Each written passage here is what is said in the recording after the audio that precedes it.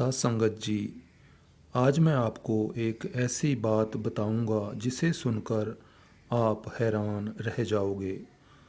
आपको यह बात सुनकर पता चलेगा कि एक राधा स्वामी नाम में कितनी ताकत है। बात कुछ इस तरह है कि जब एक आतंकवादी मारने के लिए आया और बाबा जी ने किस तरह से उसकी रक्षा की, यह सब कब हुआ, कैसे हुआ, आपको इस वीडियो में ज़रूर सुनना चाहिए ताकि आपको भी राधा स्वामी नाम की ताकत का पता लग सके। तो साथ संगत जी, हाथ जोड़कर आपसे एक विनती है कि चैनल को ज़रूर सब्सक्राइब करें और बेल आइकन को भी प्रेस करें ताकि आने वाली वीडियो का नोटिफिकेशन आप तक पहले पहुंच सके जी। साथ संगत जी, यह बात 1985 की है, 1985 की यह बात है, जब पंजाब में आतंकवाद का काफ़ी ज़्यादा दौर चल रहा था और पंजाब में कर्फ्यू जैसे हालात भी बने हुए थे। जिस तरह लॉकडाउन का माहौल बन गया था, उसी प्रकार ही तब ऐसी सिचुएशन बन गई थी कि एक माहौल इसी तरह का ही लगता था। संगत जी, यह बात एक सत्संगी परिवार की है और जैसे ही मैंने इस बात को सुना तो मैंने सोचा क्यों ना आप सभी के साथ भी यह एक्सपीरियंस साझा किया जाए जब मुझे यह बात सुनने को मिली। तो संगत जी, दो दोस्त, जब यह आतंकवाद का दौर चल रहा था, पंजाब के ही रहने वाले थे और किसी गांव में रहते थे, और जब वो कहीं सामान लेने के लिए जा रहे थे तो उनको एक आतंकवादी मिला जो कि उन्हीं के ही गांव का था। तो जब आतंकवादी उन दोनों दोस्तों के सामने आया तो एक को तो उसने पहचान लिया कि उन्हीं के ही गांव का वो रहने वाला है, फलाना फलाना उसका परिवार है। तो दूसरा जो व्यक्ति था उसके ऊपर उसने बंदूक को तान लिया, उसके सिर के ऊपर बंदूक रख दी और उसको बोला कि आज तो तू नहीं बचेगा, तू याद कर ले जिस जिसको भी करना है।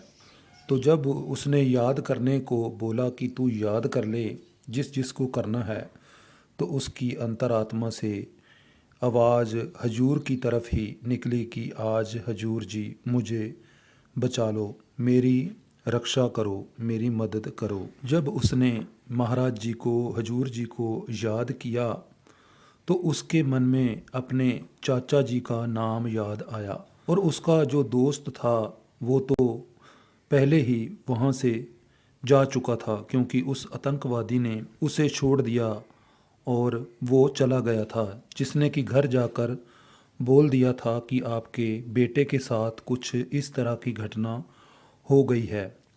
और उधर उनके परिवार वालों ने तो रोना भी शुरू कर दिया था क्योंकि माहौल ही ऐसा था। तो जब उस व्यक्ति के मन में अपने चाचा जी का नाम आया, क्योंकि जो उनके चाचा जी थे उनका नाम काफ़ी ज़्यादा मशहूर था, तो जब उसने उनका नाम बताया कि वो इस तरह उनके भतीजे हैं, तो आतंकवादी ने तुरंत बंदूक को नीचे करते हुए कहा कि क्या बड़ी ही वो हैरानी से बोला, तुम उसके भतीजे हो? तो उससे काफ़ी ज़्यादा वो पूछताछ और ज़्यादा करने लगा। बहुत सारी बातें पूछने के बाद उसने कहा कि तुम भी पुट्ठा अपने घर को हो लो, तुम अपने घर चले जाओ। तो जब वो पीछे भाई वापस अपने घर को आया तो अपने मन के अंदर राधा स्वामी नाम का उच्चारण करते आया और उस भाई ने यह भी सोच रखा था कि शायद कहीं वो उसको पीछे से गोली चलाकर ना मार दे। उसके मन में डर था और वो राधा स्वामी करते हुए जब घर पहुंच गया तो उसने एक लंबी सांस ली और यही विचार किया कि आज तो हजूर महाराज जी ने उनको बचा लिया। उनके परिवार वाले जो रो रहे थे वो बहुत ज़्यादा ऊंची तो नहीं रो रहे थे, क्योंकि उस तरह का माहौल था कि कोई आवाज़ भी नहीं करता था, क्योंकि डर ही इतना ज़्यादा बना हुआ था।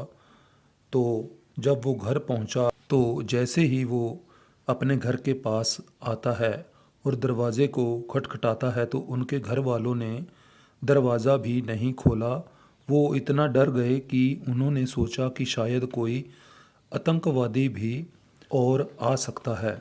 तो वो भाई साहब अपनी दीवार के ऊपर से अपने घर पहुंच गए, और जब उसने पूछा कि वो दरवाज़ा क्यों नहीं खोल रहे थे तो वो और ज़्यादा रोने लग गए।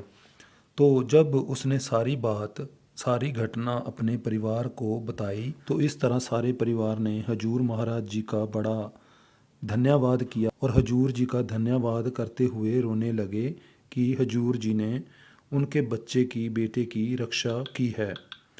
तो कुछ दिन के बाद जिस आतंकवादी ने उस भाई साहब के ऊपर बंदूक तानी थी तो वो आतंकवादी भी मारा जाता है। और कहते हैं तो उस समय जब पुलिस वाले घरों की चेकिंग किया करते थे, जिस घर में हजूर जी की फ़ोटो लगी हुई देखते थे उनसे ज़्यादा पूछताछ भी नहीं करते थे, क्योंकि उनको इतना ज़्यादा विश्वास था कि यह जो राधा स्वामी को मानने वाले हैं यह गलत काम नहीं करते हो सकते। तो इतनी ज़्यादा हजूर जी की कृपा थी, उनकी दया मेहर थी। और उस समय के माहौल को देखते हुए डेरा के सारे गेट भी खुले रखे गए थे। जिस किसी को भी ज़रूरत थी वो जब डेरे आता था पनाह लेने के लिए तो उनकी पूरी मदद की जाती थी, उनकी सेवा की जाती थी। तो इसी तरह बहुत सारे ऐसे जीव थे जिनका जीवन बच सका था। बाबा जी की दया मेहर से बहुत सेवा निभाई थी तब भी डेरा ने।